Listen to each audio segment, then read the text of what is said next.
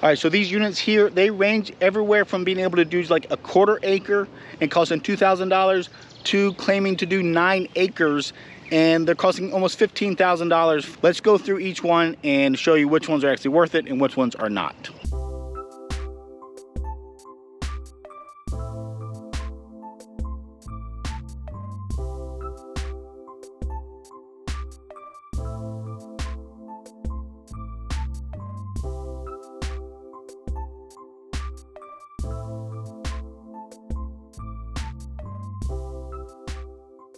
Hey everyone, welcome back to the Nader Tater channel. This is my biggest review. This is 9 different robotic mowers, and this review is not your standard marketing one. This is me actually using all of these mowers on my own property to test them. Now, yes, some of these were sent to me by the manufacturers. Some of them I purchased, and some of them were actually sent by the competitors because they wanted me to compare them. But no of the sponsors that provided the mowers actually have a say in the video or the answer as far as who actually wins. So let's go in and dive into each of these mowers, how they're different, and how I've been able to take my property, which is very complex from a landscape standpoint. I have a wide open space, I have lots of intricate different areas of the yard. I have far away zones, I have tree coverage. So I'm going to go through and show you what I've been doing with these mowers over the past several weeks this year, 2025. I have well over 1,000 hours of mowing on all these different machines combined, and I'm going to go through in detail what I have found about these mowers. Some of them are shocking. One of them is only still in one piece because I haven't teared it apart with a baseball bat, so I could show it to you in one piece. That's how frustrating one has been. Some of the other ones have really changed my life in that I have not had to mow my yard. All this grass has been cut with these mowers this season. It is incredible how far this stuff has come along. So let's dive in. If you want to skip to different sections, use the chapter feature in YouTube and you can skip to whatever area that you have the most interest in. Or if you want the full nitty-gritty details of every aspect I try to cover, stay along the whole ride. Thanks. Okay guys, let's go through which 9 I have. You can see on each end I have this white one. That is a Mammotion Luba 2 all-wheel drive. The two different ones, they look the same, they're the same size, but this one's a 10,000 XH, which means it has a bigger battery, and they say it can handle up to 3 acres of coverage. We'll get into that one. The other one is a 5,000 XH, so it does half that size, or about 1.5 acres, acre and a quarter. Next, I have a Kress unit, which is a really high-end robotic mower. It's really more commercial, but it's a Kress KR236. They claim it can do up to 9 acres, and we'll get into more details on that one. That one's nearly $15,000. Now, the next one over here, I have a Husqvarna 440 IQ. This is a newer series, their IQ series, that they just made some improvements versus their older ones. So I wanted to check it out. I've actually had one of their older before. It was a 450 XH, I believe is what I had, the older one. So then in the back row I have this little tiny Eufy one, so Eufy E18.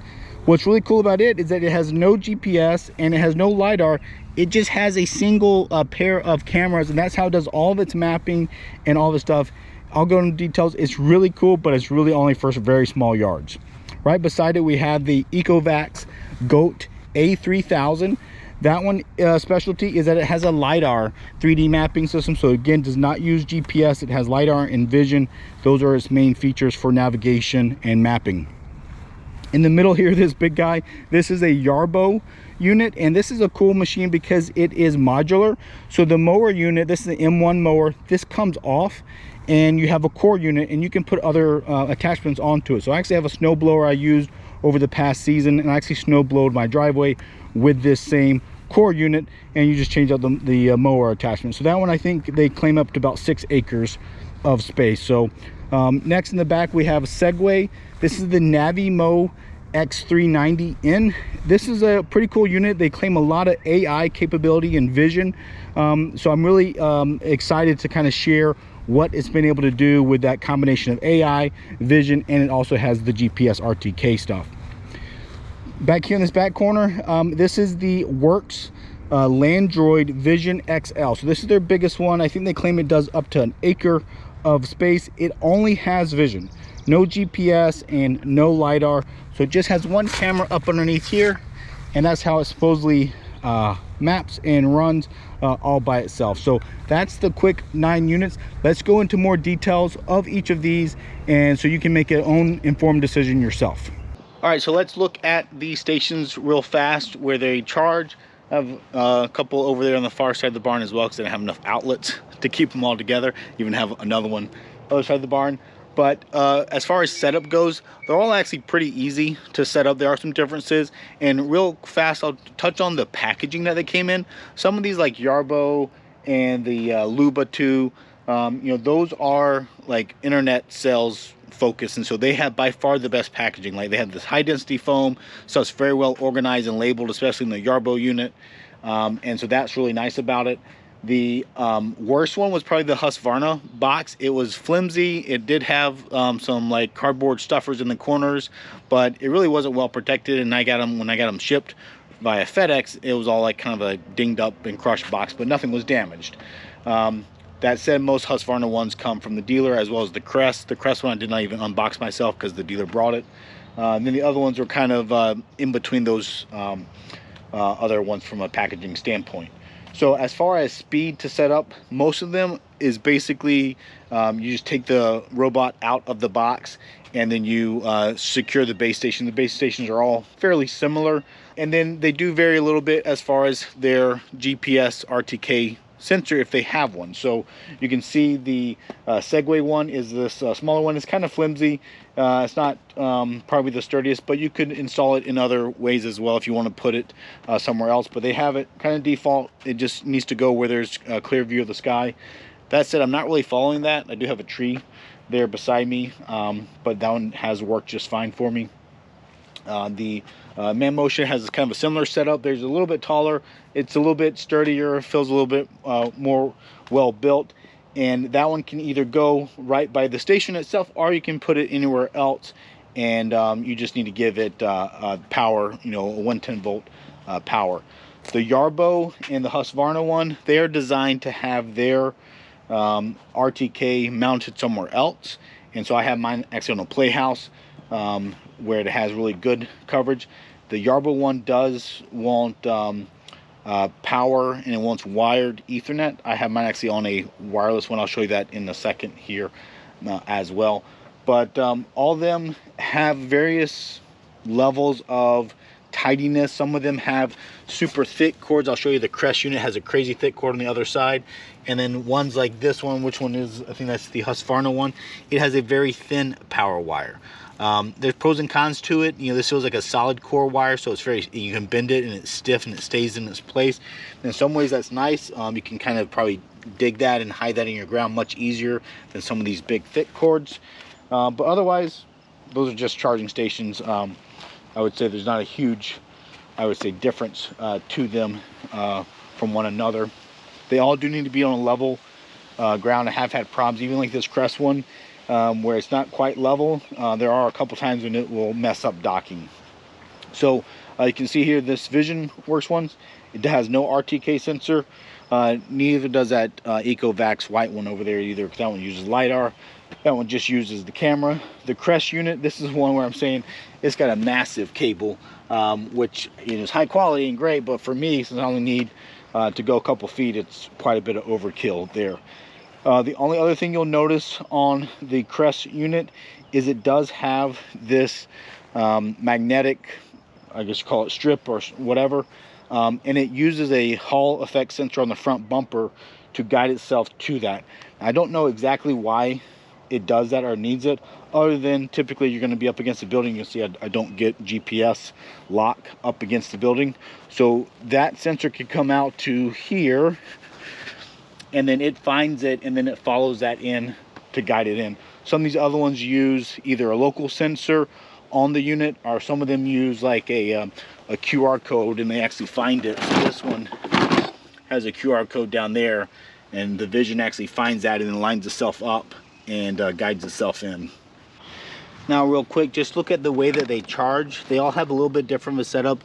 This one obviously has these little contactors in there, and it has a little spring-loaded thing that when it goes in there, it grabs hold of them and will start charging. The Luba has two contacts that are spring-loaded, and they press in as the unit presses in, and then it has 2 little contact pads. Now these can all get dirty, and so you do want to kind of keep them clean so that they can take the power without heating up too much. The front wheel lifted. The Yarbo, like I say, is wireless inductive charging, so it's kind of like your cell phone on a wireless charging, so there's no contacts to get dirty or whatnot, which is cool. The Husqvarna one has 2 contact points here, and then it has a spring-loaded contact on the docking station itself. This EcoVacs has kind of something similar. It has the spring-loaded contacts there as well. If we look at the Vision XL, it has kind of unique. It's got these contacts that poke into holes on the front of the unit there. All right, and then the Kress unit, as it pulls forward, these 2 contacts go in there and they slap together and then they touch. Now last but not least, this is the little Eufy E18 unit. What's funny is this is the cheapest one, but it actually has the only one that came with a quote-unquote garage or a roof for it. So this one has its little vision cameras, and then it has the spring-loaded contacts tucked in there that it touches up against there. You can see the little vision. That's how it lines itself up to actually go and park. Charging. Base station detecting. There you go. All right, so out here in the backyard, I have my play set, and up at the top there, you can see I have the topmost one with the green light on it. That's the Yarbo RTK sensor. Below it, in gray, also the little disc shape, is the Husqvarna one. The white thing beside it is a camera, so that's not involved. But those have to have power. So actually, you know, just for this setup to get them all tested, I just ran the wires down on the outside, ran them in here, and then I plugged them into power. The Husqvarna one is wireless. The Yarbo one is wired, so I actually put a Ethernet bridge, or like, you know, a Wi-Fi extender repeater that has an Ethernet cable in it, so that I could get that Ethernet to my home Wi-Fi. So I had to do that little add-on for the Yarbo unit. I don't know why they don't include Wi-Fi. That would make more sense to me, but you need them, have them out and open. Now over here, since I needed to set up the Mammotion one as well, what happened was I actually started getting some interferences with all those RTKs right by each other. So I actually moved one of the Mammotion ones out here to this open, where I plugged the power in over by the deck corner. I have a power port, so plug that one in. It connects via Wi-Fi. This is where this one's at, and you know, try to make sure that I mostly follow the rules to give it the best view of the sky as possible. You do want these somewhere out here in the open. That's the best use case for them. All right, so these guys' batteries show you just the difference in capability that these mowers have, even though they're all robotic mowers. This is the smallest one.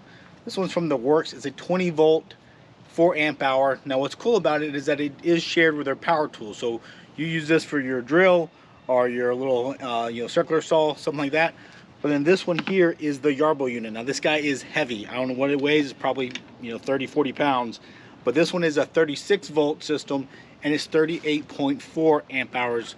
So it's way more battery capacity as you would expect for something this big and this heavy. Now granted, the mower itself is a lot bigger of a unit, but this is probably one of the biggest things with these mowers is how good are they at running continuously through all types of conditions. How quickly do they recharge?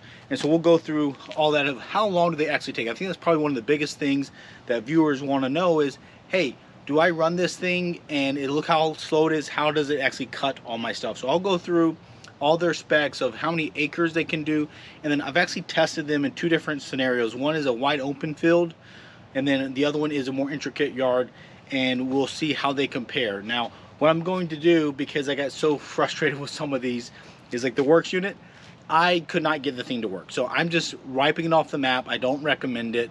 I sent it out multiple times. The first 3 or 4 times, it always got lost and never made its way back home. I would wake up and it's a dead mower. I had to go out in the yard and try to find it, or it would just maybe cut a little bit of random you know, stripes. So maybe they'll fix that kind of stuff with firmware in the future, but today this unit just simply doesn't work for my kind of yard. Maybe if you had a square, simple yard, it would work, but I just don't recommend it. So the other two that I'm not going to really go into full details on is the little Eufy E18. That one does only about a 1/4 acre max that it can do. If you have a small yard like that and it's flat, it actually does do a pretty cool job. I have a dedicated video on that one you can watch. And then the EcoVacs GOAT A3000, you know, comparing it to all of these mowers, that one can only do 3/4 of an acre because it has to map it all with 3D LiDAR. And the other thing, I don't feel that one has good value to it. It's about $3,000, I think.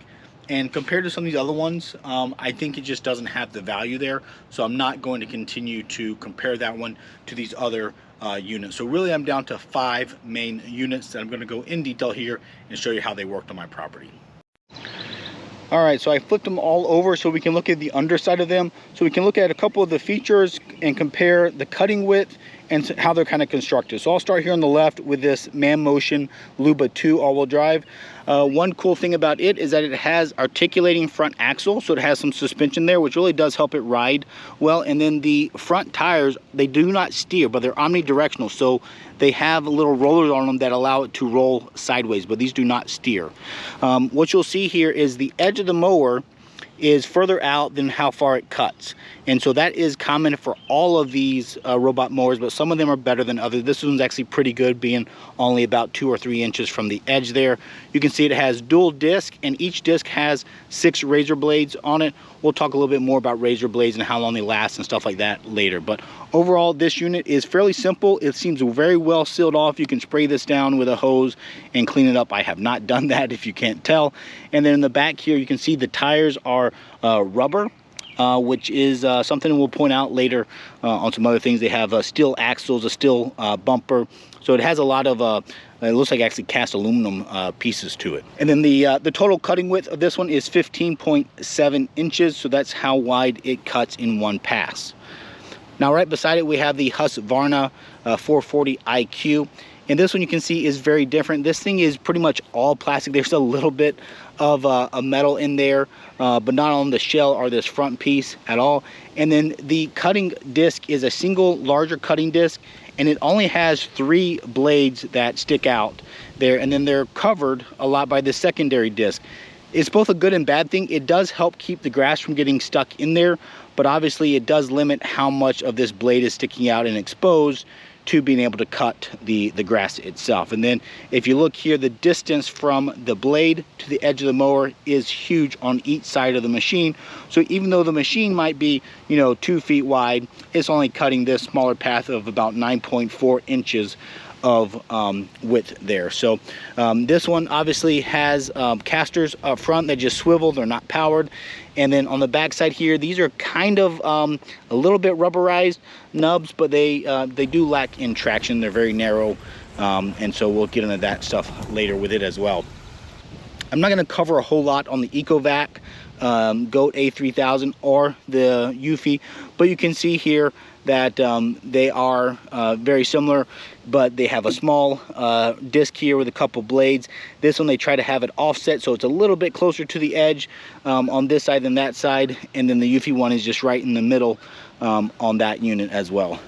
All right, if we look at the Yarbo, I went ahead and disconnected the module because it's a real pain. This thing together weighs 230 pounds, so flipping it over is not ideal, and then I have the antennas on top I got to be careful with. So it's actually very easy to pop the module off and disconnect it.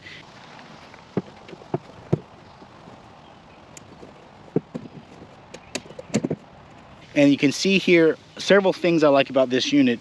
One is this bumper here is a contact sensor that it knows as soon as it hits something. And then these straights, I think this is the only one that has anything other than plastic. So these are actually aluminum strakes there, and you can see I do drag them along the concrete. I'll get into that some more later, but all this stuff here is really sturdy. This thing is built like a tank. I guess it better be if it weighs 230 pounds. And then you have metal caster bases and frames with a ball bearing surface with rubberized casters. So these are by far the nicest built one that I have seen. It has 2 large discs, each with 5 blades on them, and they by default from the factory they do come with these little guards. I did take those off. I read online some people complaining about them. I did get some pine cones stuck in it, so that's the only modification I did do, is I took off that little guard. The only other one that I think has that is like the Luba, but theirs is smaller, so that was the only thing I thought was maybe a little bit too conservative. The other thing I'll show is this one has a very strong striping feature on it with these rubber things. I've actually torn mine up dragging it along the concrete. I'll talk about that later, but even still with that torn up, it does a great job striping. So this unit has the widest cutting at 20 inches wide, and it's about a little bit worse than the Luba as far as the depth, about 3 inches or so from the edge of the unit that it cuts.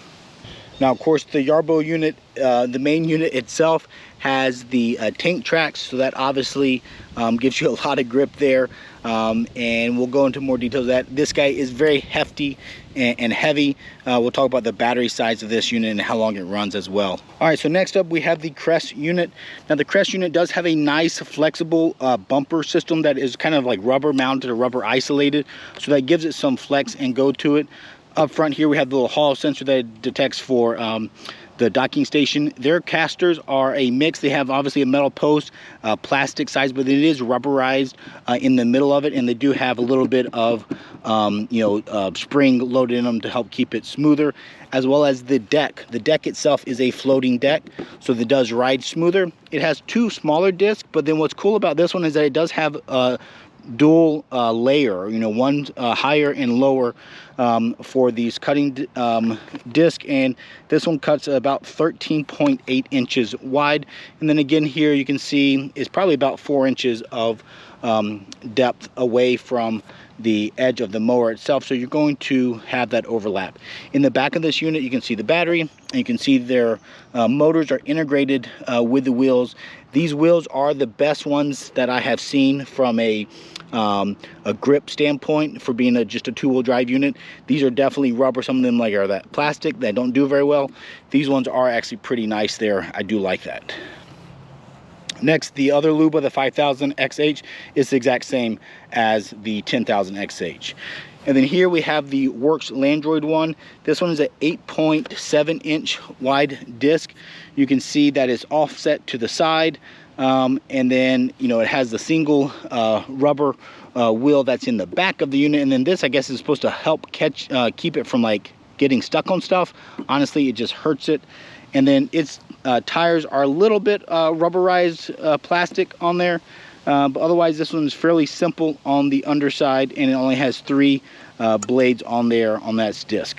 All right, so next we have the Navimow one, and so this one has a cutting width of about 9.3 inches, and it has, I think it's 6 blades there that stick out. It does have the secondary cover there to help keep it from getting clogged up, which I guess it's better. I'm not sure. It seems to make accessing the blades a little bit harder. Obviously you got to take this off to get to them, but then this one is offset slightly so that it's trying to do better at getting to the edge, but even still it's probably over 3 inches to the edge of the mower itself. Its casters are similar to the Kress unit, where they're plastic on the outside, and then it has kind of a rubber center part, and they have some slop to them, but they're not spring loaded to press it down. And then it does have a little bit of a give on the bumper, so the bumper design is actually kind of similar to the Kress unit as well. I think it might have sensors when it moves, from what I can tell, that it maybe detects that for movement as well. All right, so there are a couple other things to note about robot mowers besides being slow, and that is their ability to do edging. Any place like this where I have the concrete fairly flat and level to the grass, most of them can drive one tire on the concrete, one on the grass, and be able to cut it. You have to set up the mapping so they do that. But in some areas I have that being a bigger ledge. It might be 2 or 3 inches of a step, and then only the bigger units can actually handle that and straddle that kind of joint. The Yarbo is by far the best there. I'm able to have it straddle that anywhere on my property, and even on a steep hill it's able to hang on to it. But if we go look in some of the other areas where maybe they can't straddle it, that's where you're going to see. So I have not got the trimmer out at all this season on purpose, just to be able to demonstrate. So like here, all this concrete, very easy for all of them to mow along it. Over here along the house, I do have concrete ledging, or sorry, concrete edging, and some of them can get up on it and some of them cannot get up on it.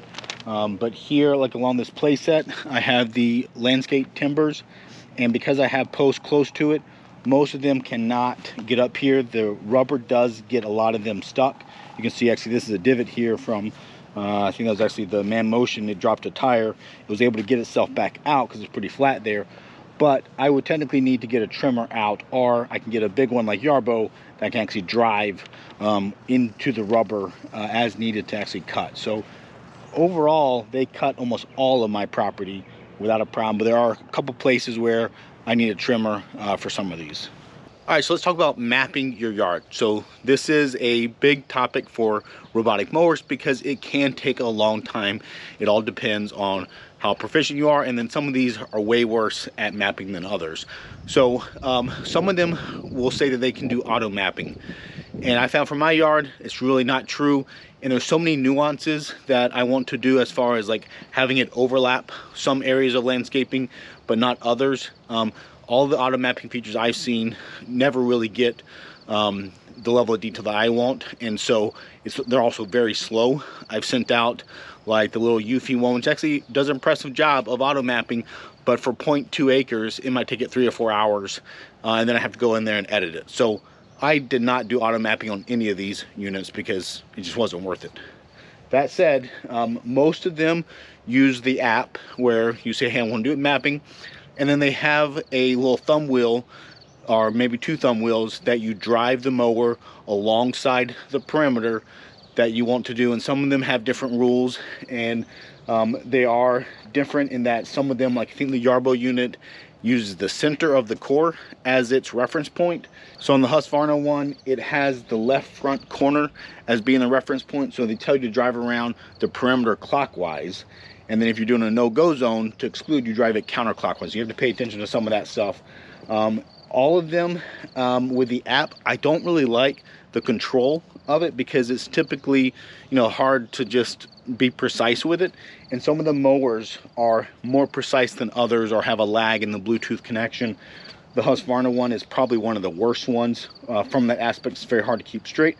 But what it does do that I would say I like is that what you do on that one is you drop little points of interest or pinpoints as you go along. So between those 2 dots, you don't have to be straight and it will make a straight line.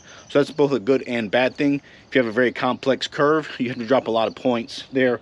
Most of the other units will not drop the points. They will track your location. So if you sneeze or you jog the wheel when you're going along a straight line, it will jog that wheel or jog that perimeter line as well. So that is the downside to the app based stuff. The one thing I will say I do like about the Yarbo is the only one that includes looks like an Xbox controller, and so you can hook this up via Bluetooth and drive this instead of using your phone. And so that is a big improvement because you're way more precise and controlled with this than I am with my phone. That said, it does take me hours to do my yard. So it's 3.6 something acres of total grass. Most of these I did not map all of them because a lot of them cannot map the whole thing. Like the Mammotion one, it has a software limit of 2.97 acres. They used to advertise it as a 2.5 acre machine. Now they say almost 3 acres.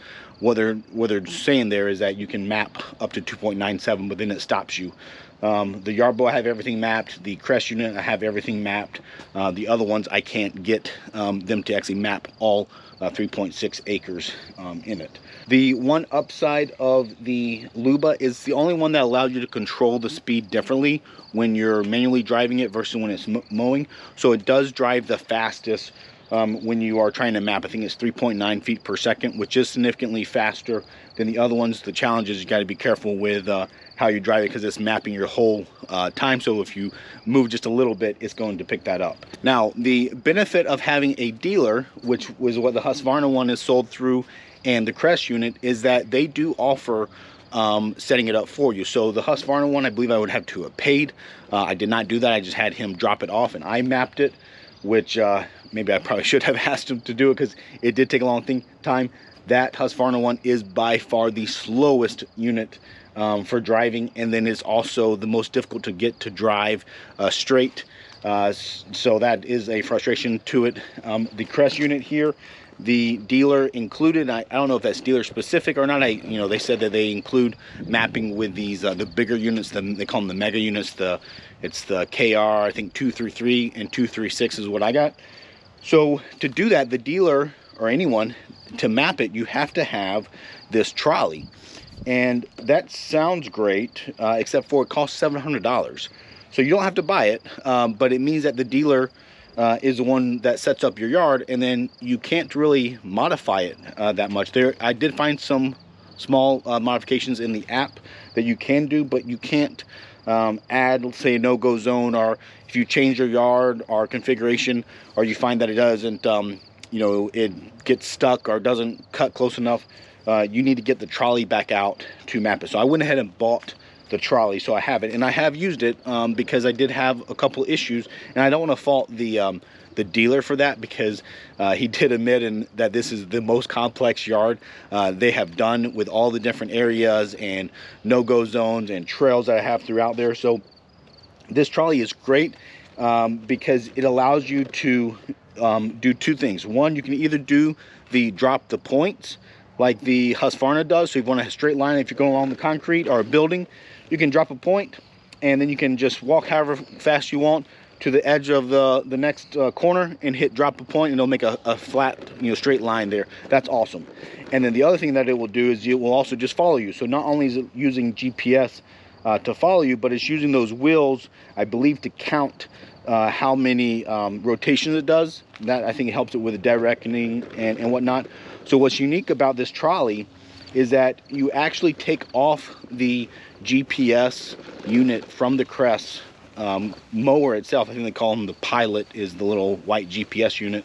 So that little dome actually unconnects from the mower, and you put it right here, and then now your trolley is your mapping device. Now on this one you have to kind of learn, like I said, they're all different. On this one it uses the right wheel of the mapping trolley as the reference point for the right wheel of the mower when it goes back. So you have to remember that, and you have to put the right wheel up against everything. But otherwise, this trolley, it works pretty well, and I would say for some areas it's way faster. In other times it's actually worse to do, because if I'm going underneath a tree or obstacle, I have to actually struggle with the trolley to get underneath the tree, whereas the mower could have gone underneath there without a problem. I could have been driving it from 10 feet away. So all that said, the dealer mapped, and I say most of it was all good and correct. So I think it took a good 7 hours of his day, because the dealer's about 40 minutes away from me. So he drove here, and then he spent, I think, 6 or so hours mapping my space and then doing the setup. He did install the charging station and the little cords. So I will admit that is a very nice thing. Some of the biggest frustration with the mowers is getting the map correct. The only caveat I will say is for the complex yards like mine, for most of these, actually all of them probably, I have had to go in there and make edits to the map to get it right. All right, so for the mapping in general, they all work. Some of them are better than others. I would say, the Luba one's probably my fastest, but you gotta be really careful because it's tracking every move and it goes fast. So you gotta be really steady hands there. I like the controller on the Yarbo. I like the dealer doing stuff for me for Kress, but then I really have to buy the $700 trolley to be able to modify it. The Segway one, it probably does the best at self-recognizing objects, so I actually did not have to map as many no-go zones. Most of these other ones, I'd be on the cautious side, and I map things like this tree behind us so that it doesn't try to go in the pine straw. And some of them, like the Husqvarna, that don't have a camera, they don't pick up that. They're just going to bump into it until the mower stops, and it'll turn. But the Segway one is really good at picking up trees and even like buildings. I didn't put a no-go around the building, and it just finds it and mows around it like normal. So that is a nice feature, but it is hard to drive, especially straight. That Segway one is it's very agile, which is great for the mowing part, but hard for the mapping part. So my advice for for mapping is for you to do a small test area, a small part of your yard, and then have it run, and you're going to see how it acts, because they all act differently. and with a reference point being a different location, the way they make turns changes, and things like, you know, the Yarbo, in the settings it has a feature that shows you that by default it does a 4-inch offset, so it's going to be 4 inches more conservative, so away from what you drew, just to make sure that it doesn't hit stuff. But you can change that, or you can make it 0-inch offset, or you can make it like 8-inch offset. I think those are the options, 0, 4, and 8, something like that. So you can change some of that stuff. And then the way that they actually drive when they cut, that also is going to show you how well they actually get all your areas. So long story short, do a test, learn the mower. I would say it's probably not a deal breaker for any of them from a mapping standpoint. Some are more frustrating than others, but hopefully you do it one main time and do some little tweaks to it, and then you're all set. One thing I will say about mapping that I've learned is that they're not all that great at being optimal. They might waste a lot of time or do things kind of, you know, I would say illogical. They definitely don't mow like a human would, right? They typically pick, if you tell it to do parallel lines, it's going to pick the most efficient, even if it's super inefficient in some areas. So, you know, I'll show you here, if I look at how the Kress unit was mapped, basically we have only a couple areas. If we go in here, you can see my areas. Let's see, it's 1, 2, 3, 4, 5, 6, 7, 8 areas. And one's like the pond, one that's labeled pond. It's all my trails and one part of my driveway. So if I click that, the way it was created is you map the whole outside, and then all of the inner areas, the trees and whatnot, that was like basically no-go zoned out. But then it went through and it looked at all those light colors, all those pathways, and then it picked the optimal direction for that entire blob, which there isn't really a great optimal direction because you can't see it in here. But for example, it was kind of from left to right of the screen is kind of the direction that it had picked. Their app doesn't show you what it's picking, but I can watch it as it runs and see. And so for some of these, it was literally running, you know, 3 feet left, right, and turning around zigzag all the way down this trail instead of going lengthwise. And it's because it only has one direction. So what I did on this app is I split it up into zones. So you can see these black lines here. Their app does allow you to go in there and then segment it. So I try to break it down into kind of, you know, rectangles more or less, so that whatever it picked as the optimal was much better, and that helps speed it up a lot. That's something to note, that not all of them have good ways to do that, or don't have ways for you to split it up after you map it. So if that's the case, you want to actually map it in these little straight areas, because very few of them can handle a complex space like this and actually come out with a good route planning technique. Now if I go to the Yarbo one, you can see here I did kind of map it out in different areas, you know, kind of the same way.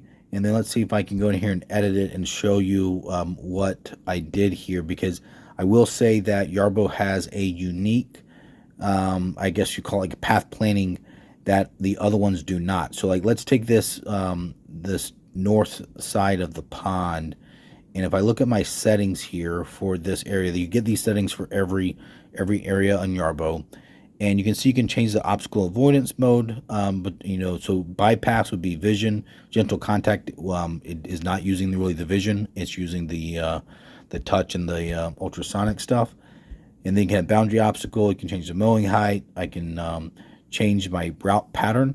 And so for this one, you see I have spiral checked, and spiral is one that I have not seen any of the other mowers have. And what's cool about it, let me show you the parallel first so you can see what I mean by a inefficient. Parallel is the most common, all of them have that. And if you have a shape like this, it does not work very well. So if you look what it does here, it picks the optimal, but it's only optimal in some areas, and then other areas, I mean, can you imagine this thing doing that zigzag right there? It would be terrible, terribly inefficient. And so that's what a lot of the other ones do, and that's where like the Kress one, I would then, you know, cut it off in kind of, you know, rectangles to prevent, you know, this type of silliness that goes on in some of these areas. So if I go back and I change it to my spiral, I can now preview it. And the spiral is going to work really well for curves, because now what it's going to do is going to do much closer to the way that I mow if I were to drive my zero turn out here, in that it kind of follows the pathway and spirals this way from the inside to outside. So this is a much more effective way to cut this type of shape. And I have a couple of other areas for Yarbo that I do the same thing, where I use the spiral as well. And then just to show you some of the other settings that Yarbo has, and this is what I really like, Yarbo has the most advanced settings out there. You can do the most customization. You can change the way that it turns.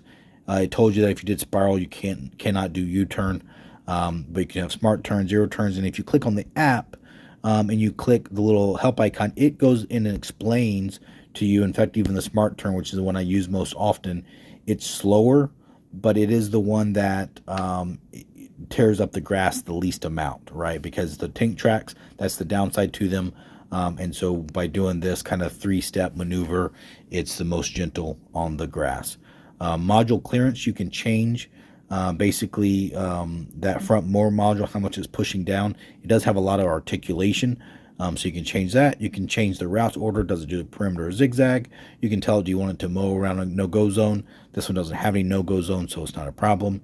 And then here's the boundary setback that you can change over the entire area there. And then exterior area expand is another thing that you can also leverage there. Now, the only other one that has something that I like that's unique is the Mammotion. And so, like, one area that really stands out typically, now I think on this one it actually doesn't do what I wanted to do to show you, but this back area, this big rectangle in the middle is the tennis court. And so what you look and see here, you have area 1, and you see where the mower's at right there in that corner. And then if I tell it to mow all this stuff, the other ones really struggle with it, because it's going to basically pick a left to right pattern because of that skinny area. But then in like areas like this, it's now going left to right in it instead of, you know, up to down, which it should do for a more effective mow. So this one has, if you go into the settings here of the area, I can change in here. Yes, I got cutting height and task spacing. All right, but so if we look at the cutting path mode, we can do just perimeter, which is actually nice to actually be able to do that sometimes. The zigzag path is the standard. And then you get the chessboard, and you can make it either diamond or straight checkered board, you know, with 90-degree angles. And then they used to have, I think, like a patterns or design one. They changed that, at least on this one for the newest firmware, to an adaptive zigzag. And the point there is that it's supposed to allow it to change the direction of the zigzag for more optimal mowing. So you can see here that it stops that zigzag at that corner, so it can go up, down, and then part of it goes left, right. So that is a nice feature that they just added, like literally while I was doing this filming. And so here's going to do a preview. But what I found was kind of funny is that for this area at least, let's see if it draws. There it goes. So now it's drawing the lines as it's planning out the path. You can see that, you know, it does do a little bit of adaptive right in front of the unit itself, between that and the tree. But I was really expecting this one to go up, down, and it doesn't. It still goes left to right. So I was a little bit surprised that it kept the left to right for that grass area there. But I know when I looked at this over here on this area 5 and 6, I used to have be combined, and I didn't like the way the Mammotion did it, so I split them up. You can see how they kind of overlap just a little bit there, and that way I could optimize their mowing path. But now it looks like it should be able to handle that one better with this adaptive zigzag. So they all are a little bit different, and that's why I tell you to work on like a small area first, figure out kind of its quirks, and figure out how to make it more efficient. And that's something you have to do on all of these. But it's really not that hard once you get the hang of it. Okay, so I put together this table here with the help of AI online to try to get a lot of the key specs for it. I won't go through all of them. You can read them as far as costs, how wide the cutting path is, the blade count. The only thing I will say is a couple highlights here. Blade count, I think why it's important is more blades allow it to go faster and still have the same cut quality. And it also allows the blades to last longer because each blade has to cut fewer things. And then the blade directional, Some of them will spin the disc both clockwise and counterclockwise, and that helps use both sides of the blades. The other ones that say no, you can flip either the disc side to side, or you can just take the blades off and flip them to the other side, so you use both sides of them. The other thing is the runtime. These are the manufacturer claim stuff, and for the most part, they seem to be pretty accurate, other than the Kress. The Kress is actually very pessimistic with what they say it can do, because what I saw is it could do more like 120 minutes of runtime per charge, and it consistently charged in 22 minutes. So that was a very impressive speed and a fantastic ratio of runtime to charge time, which helps it get an area completed quickly, because it doesn't have to spend as much time charging as it does out running. So the other thing to note there is the cutting acreage. That is not an industry standard, so I try to put in there, when Kress says 9 acres, that means that it cuts every 72 hours, but that's assuming that it's running 24/7. So overnight, it runs in the rain, all that kind of stuff, it can do 9 acres in 3 days. If you want to get it done in 2 days, it's 6 acres. And so you can see that the same for these other ones. Max cutting speed, most of these are kind of set, like the Kress unit is a set speed. Yarbo, you can adjust it, 5 different speeds, and Mammotion, you can adjust the speed. The other ones, I don't think you can. Max slope, that's how steep of a grade it can go up. Most of these are listed as going up, not sideways and not down. There's a difference there. So the Mammotion does the best at going up, at least from the claim, but it does not do the best sideways. That is definitely the Yarbo has the best side slope capability. Then you can see the different types of navigation that they have. None of them have perimeter wires required. The Husqvarna does allow you to pick a physical wire if you need one. And then if you look at connectivity, the key thing I'll say about connectivity is several of them do use cellular, which is great for if the Wi-Fi or their Halo LoRa does not work. The challenge is that there is subscription often. So Kress does not have a subscription at all, which I don't know how long that will last. That seems like too good to be true. Yarbo gives it to you for 2 years. I think that's a 2 gig per month plan that's included when you buy it. The Segway has the best one as far as a guarantee, at least, and that's a 5-year 4G plan that they included. Mammotion gives you 1 year free of 4G. The Husqvarna does not have cellular. They might have it in the future. Okay, and then the cutting height is another important one. I think all of these have electronic cutting height, so you can adjust it and it can change for each area or zone that you're cutting. And they all seem to work. The only one that you have to pay attention to is the Mammotion Luba one, because they have 2 different versions that offset that cutting height. So you either need a low version or a high version.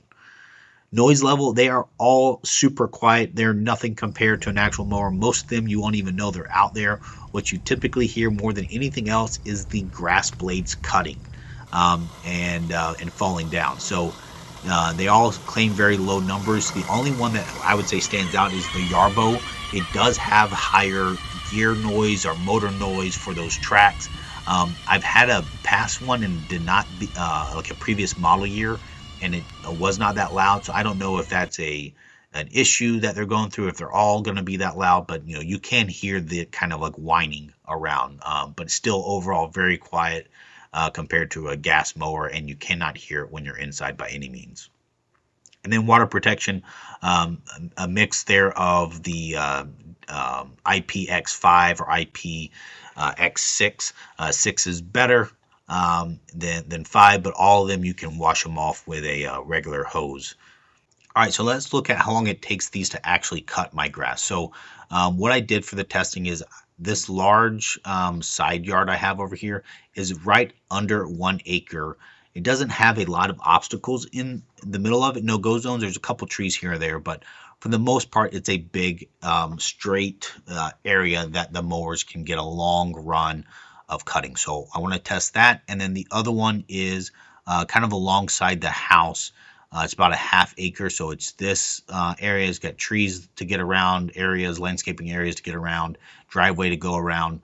and it's this grass in front of the house, right beside the house, and then what I'm calling like the middle of the circle, the island there with the flagpole in it. So 1/2 acre section and 1 acre section. Let's go through these main 5 ones to see how long it takes. Okay, so the Husqvarna one, it it doesn't give you the best view of what it's exactly doing. You kind of get a history, but it looks like it's just kind of crazy. It is a little bit more precise. I think this is just the way it shows it, but you can see the direction that it's going there, and it's cutting. This one took it 24 hours. So I literally started it at whatever that was, probably 7 a.m. in the morning, and it didn't finish up until the 7 or 8 a.m. the next morning. So it was running. It had to go back and recharge several times, but you don't get a good history. And I'm not out there watching it every hour to see what it's doing. So all I know is that it took it 24 hours to actually finish the job up. All right, next up is the Segway Navimow X390. So they have all kinds of claims about how fast it is and how efficient it is. It certainly is a lot faster than the Husqvarna, but it's not saying a whole lot. And what I was a little disappointed in is it seemed to have some odd patterns for what it decided to cut or what it decided to go around. I think it might be its intelligence getting a little bit too far in the way. If there's like a dead spot, like just even like a 6-inch little dead spot of grass, I think it detects that and then tries to mow around it or something. But it was slower than I thought it was going to be, basically. So it did have to go back and recharge, of course, which I would expect for an area this big. And it took it 12 hours to do this 1 acre. Next is the Kress KR236 unit. So this one, I don't like the way the map shows you how it's progressing. There's a couple things. One is the layer only allows you to see either where the mower is at or to see the progress that it's made. So here in blue, it's showing you the progress, and that's really what it was showing you is the progress that it's made for the past day or past week, whatever. So this blue area, it did not cut as part of this time. It took it just as long to cut this area as the Segway did. But it was a little bit more systematic in starting from one side of the yard and going to the other.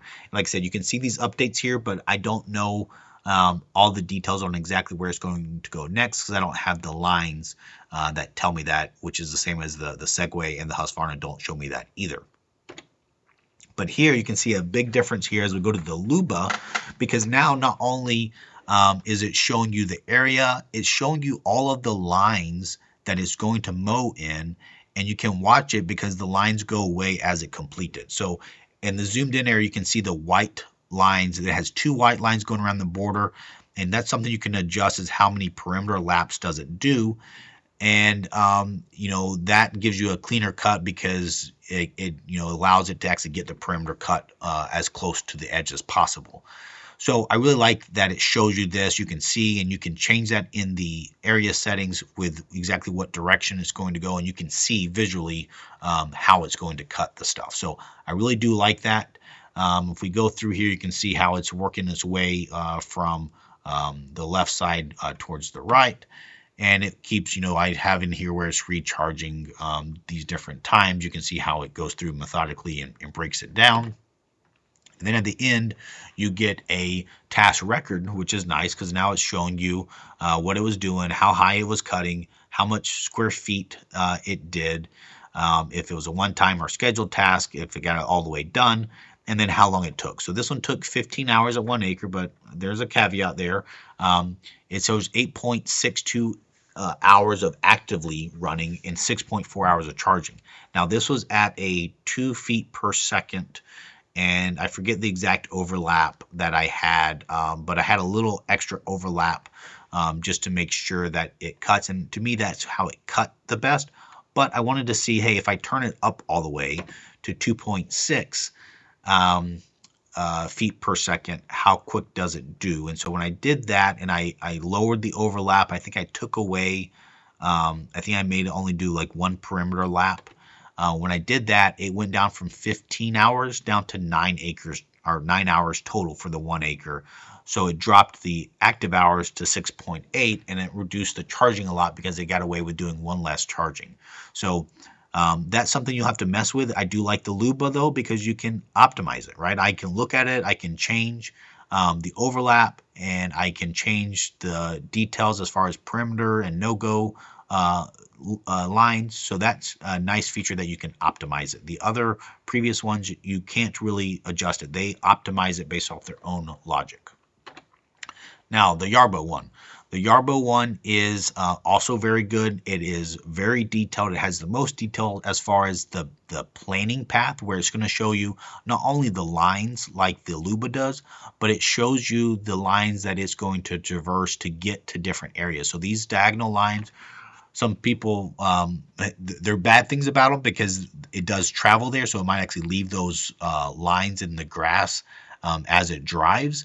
But this allows me to see it and preview it before I send it off, and I can make all my edits. So the default one, it did 12.5 hours for the 1 acre with 9.2 hours active, but 3.34 hours of charging. So we remember the Luba one. So this is 9.2 hours active. The Luba one originally was 8.62 hours active. So similar when they're both going about 2 feet per second.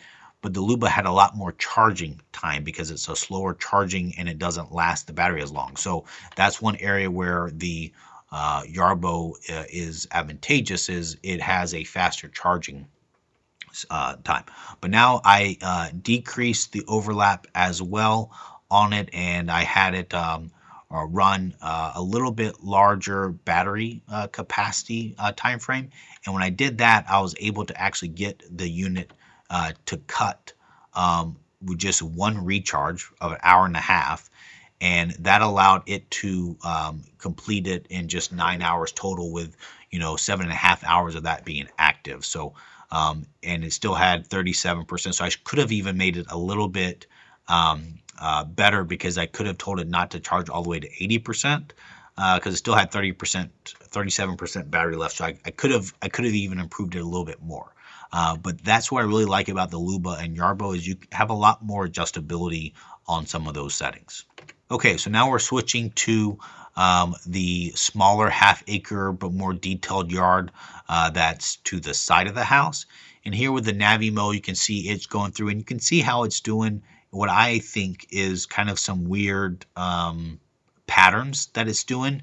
These gray areas are ones that it detected as not being grass, so like pine straw, or maybe it was bare ground, the grass isn't growing very strong, so it just skips it, which I don't really prefer.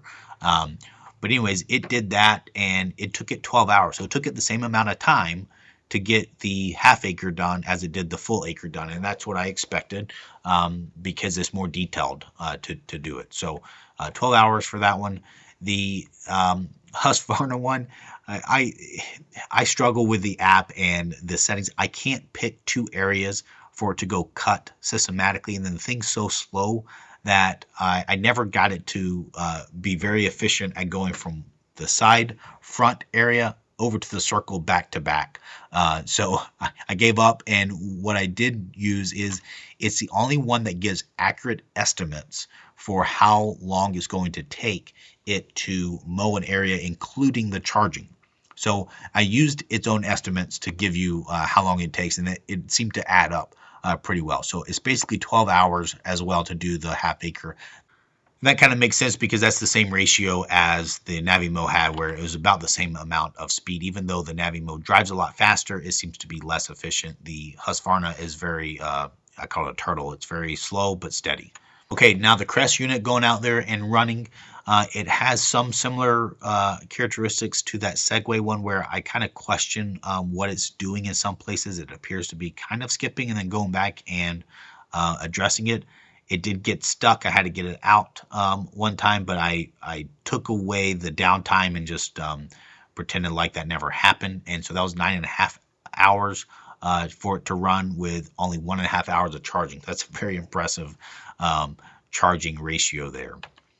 The Luba now, when it did this work, it took 8.3 hours to complete, with 6 hours of it active. And again, I really like the display, the app, where it tells you all this information. You can see exactly where it's going to go next. It shows you little check marks of ones that it completed. and then it shows you which ones are scheduled. So I really like the app layout on this one. And then the Yarbo, very similar as well. Now 6.5 hours, it was able to complete that whole half acre without charging. Now it did get fairly low, get down to 25% battery charge, but that is, I would say, probably one of the strongest suits of this mower is that it can do a large area, it can do complex areas, and it's still fast, and it is able to demonstrate and show you all the details in there. And I really like the remaining area and the estimated time left. It seems to be pretty accurate. You can see the original estimate was 6 hours 6 minutes, and it ended up taking 6 hours and a half. So very good at estimating the overall time. Just note that these estimates for both the Yarbo and the Luba, for that matter, do not include charging time. So you'll have to add that in if it does have to recharge. Okay, so in addition to the cutting, let's talk about the striping. So one of the coolest things about these mowers is that some of them do a really great job of striping your yard, and they can do different patterns.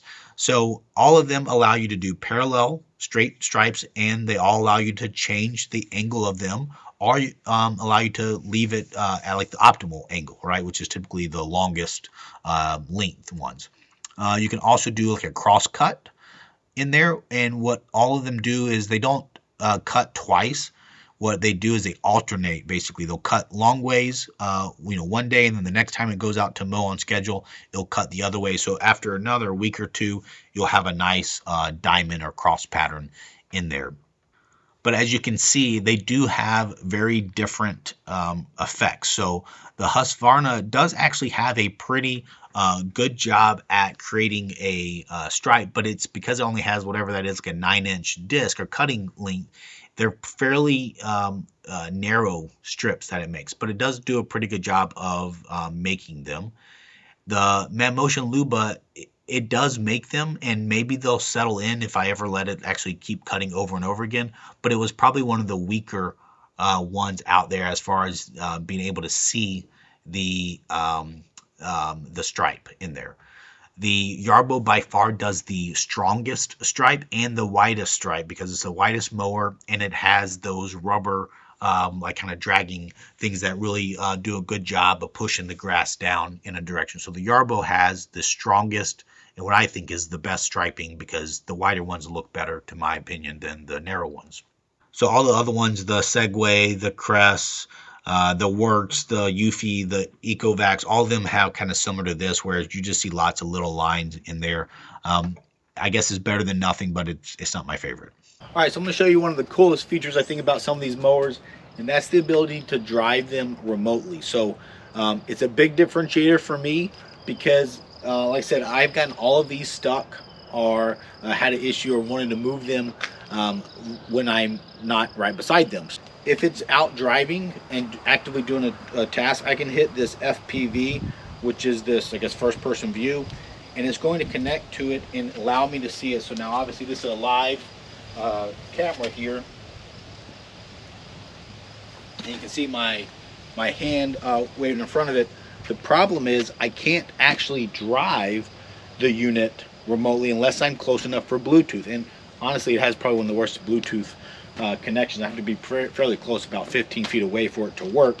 So that's a big hindrance. I like being able to see, but when I'm stuck and I know I'm stuck, and maybe I just need to drive, manually, I can't do it remotely. I have to be right by the Luba. So that kind of defeats the purpose of that ability to me. But now if I go into the Yarbo one, it also has that ability while it's cutting. If it gets stuck or whatever, it will tell you, and then you can click in there and manually control it remotely over Wi-Fi. Or you can even be anywhere else in the world, so long as you have internet connection at your house and your phone, you can do it. And then additionally, I can go in here to what they call Smart Vision, and it says beta phase, but it seems to work for me most of the time. So this is now a live view of the camera system, and you can see obviously my feet walking over in front of it. So that's the front cameras, and it has the side cameras, and then additionally I can hit the controller button, and now it's giving me a front view, and I have a little toggle there, so I can actually tell it or now it's charging, so it's gonna, yep, you want to pause charging, sure, pause the charging, and then now I can grab that thumb wheel and drive it forward, and so I can drive it and I can see everything that I'm doing around.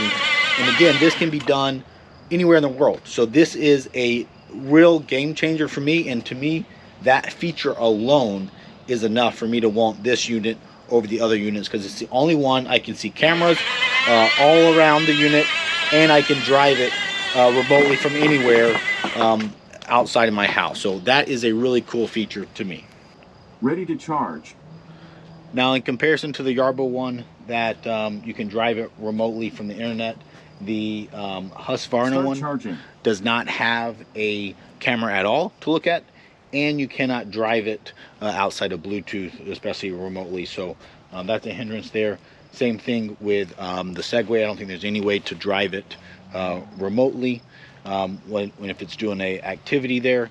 So that's probably my biggest disappointment actually in the Kress unit as well, is that it has cellular connection that's always using, and it has no camera, so you can't see it. And to be fair, I think the Yarbo, you can't look at the cameras over cellular, and I assume the same for Luba because they don't have enough data to do that. But I can't drive it either, which is a bit of a frustrating. So if it trips a error, the Kress unit, you have to go to it and touch it. You have to press the buttons on the top of it. So if it's stuck, even if I'm within Bluetooth connection range, I have to go out there and touch it. The other ones, I think you can always clear the error codes remotely in the app. So like Yarbo, if it says its tracks are slipping because it's kind of stuck in mud or something, I can hit clear error, try again. Same thing with Luba. Luba gets stuck, I say, yep, try again, and sometimes it'll get out by itself, or sometimes I have to maybe drive it manually. But with this one, you have to go to it to fix it. So that is a hindrance.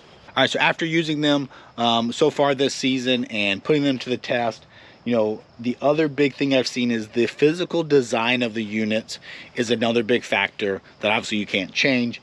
And some of them are better suited at different, aspects of your yard. I really like how clean the Husqvarna is, from nothing can catch it. The tree limb just slide over it. It's smooth and easy to go in there. A lot of these other ones are, the Luba has this little head, and even this bumper, the way that it's shaped, I've got it stuck around stuff. It's incredible what they'll find to get stuck on sometimes, but it has some catch points. Even like the vines or something can get into these hooks and catch it. So having a nice smooth surface is better, at least in my opinion, than other ones. The Yarbo obviously is large. It's built like a tank. It has a lot of aluminum or steel stuff that makes it very robust. The downside to it is the antennas. I kind of know why they put the antennas outside, but all the other units have the antennas underneath the cover. It probably does help it get the best signal. And these are actually the winter snow blower antennas. I have them, I just haven't swapped them out. They make shorter ones so that they're only half that height, or even less than half the height, but they still stick up. And so for a lot of my pine trees that have the low hanging branches, they're going to love to take these off. So I had to be careful when I mapped it to make sure I didn't put those at risk. So that's my biggest downside to the Yarbo, other than its size. If you had a smaller area, then you might not be able to get it into a tiny area, but it has a lot of app features that fix it. I'll go through that in a little bit here. The Segway, I like that it's low profile and smooth, kind of like the Husqvarna. It has this display. The display is cool, but I don't use it. Yeah, I kind of use it, I guess, if I'm going out and I touch it and it asked me if I want to mow, and I said yes. But they could have saved that money probably, and not have such a big display. It's neat, but it really doesn't add a whole lot of value to me as a user. The EcoVacs one with that LiDAR, my biggest concern with that over time is it's going to get scratched up, and, limbs are going to hit it, just weather hits it. If it ages, then the thing won't work anymore. So I have a little concern on longevity for that one. The Worx one, I hate it because it doesn't work. The Kress, I like the low profile. It is very well built and high quality, and for the most part I don't have issues with the actual shape. I just wish it had a camera on there and perhaps could use Wi-Fi.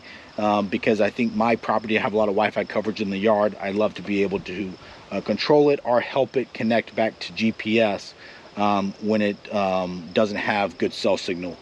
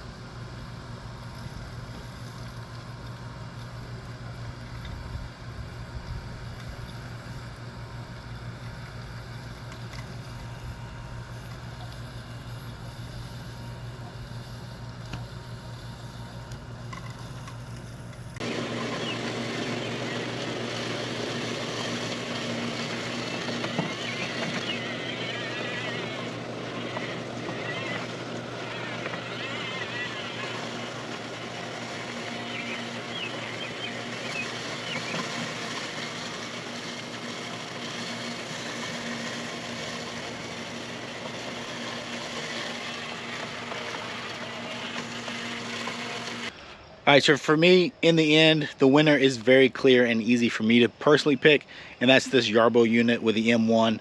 I've gone through the pros and cons. They all are, none of them are perfect. I'd love to combine some of their features or aspects, but in the end, that's my favorite. Now, I am probably a little bit partial, but it's because I used it this past winter for snow blowing. So I'm like thrilled that I get to throw in a mower module on it this spring and be able to cut my grass as well, because before I was happy with it being a snow blower.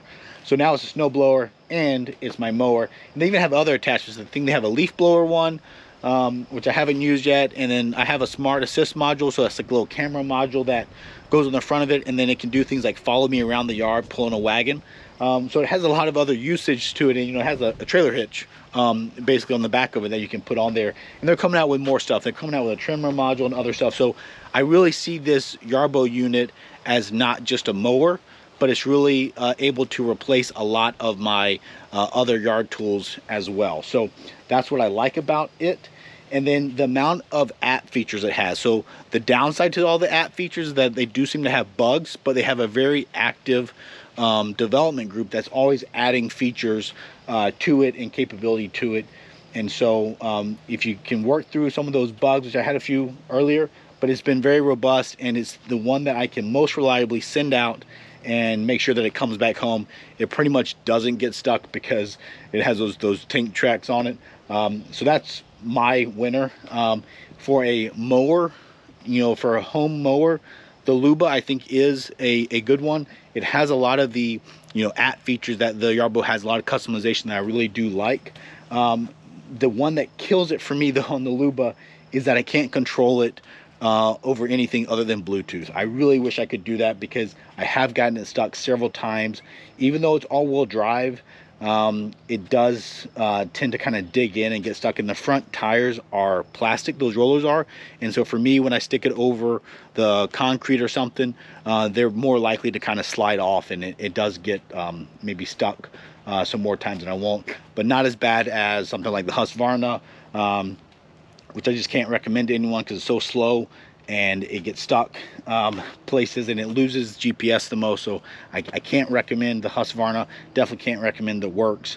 The Segway Navimow had a lot of promise. I was pretty excited for it, but the small cutting area, and then it's, you know, they probably need to figure out their AI stuff a little bit better because it seems a little too smart for its own good. The Kress unit is clearly a quality product from a part standpoint, but I feel like they're a bit behind in the software from the user interface standpoint, and the fact that you have to rely on the mapping trolley to do the mapping. That's a big hindrance to me as a homeowner. I really do love that they offer the mapping service because that is a huge benefit. And if you had a better yard, especially if you were within the dealer network for their local RTK, it probably would have more consistent coverage. But I've had too many dropouts and too many instances where the Kress unit went off course, out of bounds, and then that combined with the fact that the only option to save it is I have to go physically out there and go get it. That, to me, kills this unit. The price point, I do want to hit on that because this one is the $13,800 price point. The KR233, which they claim can do, is like it's half the area, so 3 acres every 2 days or 4.5 acres every 3 days. That one is only $8,000 something, so it's much closer to the range of these other mowers. And the difference is that it cuts slower. So instead of the 2.6 feet per second or so, I think it does more like 2 feet per second. And then I think the battery is the same size, but I think it has a slower charger on it.